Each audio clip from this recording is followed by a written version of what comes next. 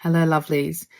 So many people in all different places and spaces globally find me through the portal of the work that I've shared of Marion Woodman's on the Death Mother archetype. I have written articles. I have created podcast episodes on this archetype, and it forms a lot of the work that I do today in the clinic space when we're working with mother wound, when we're actually working on repair maternal line in the ancestral lineage. And I want to frame up really importantly, and a lot of people say this to me, I've done mother wound work, I've healed my mother wound. None of us have healed our mother wound. I want to make that really clear that none of us have healed our mother wound. And every one of us has a relationship, a story, current, past, of the death mother in the culture, of the death mother in the lineage, or that's directly the mother, or another family member. And the death mother is this sense that you were born to serve the mother, serve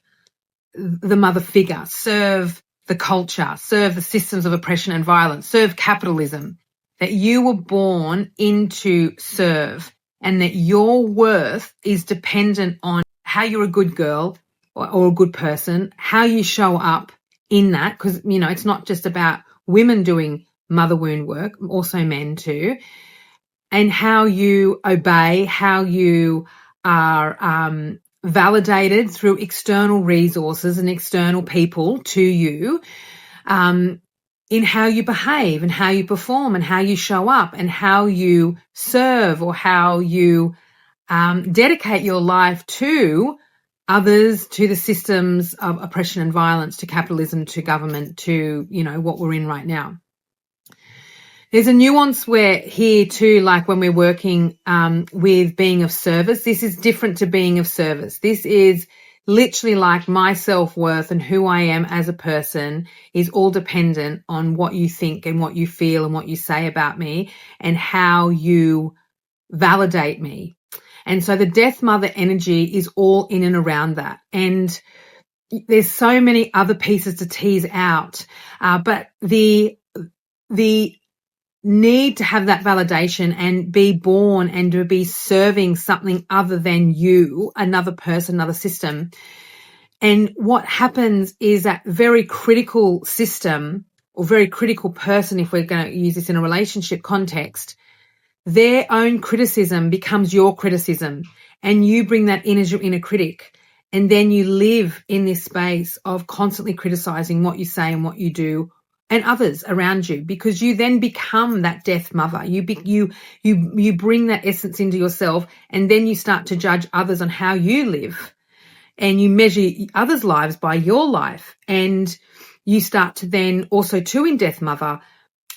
control. There's a lot of power and control in these dynamics where you need to be, because you have been oppressed, you become the oppressor, and that cycle continues. And what I do in the work, in the clinic space and in circle work,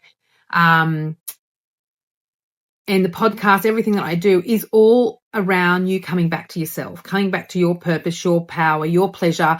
and understanding that the only way that you can totally ever feel fulfilled within yourself is through connecting with the internal archetypal mother, which I see as source, which I see as Mother Earth, which I see as the creator, as life, in whatever form that takes and whatever language you use, it's all the same.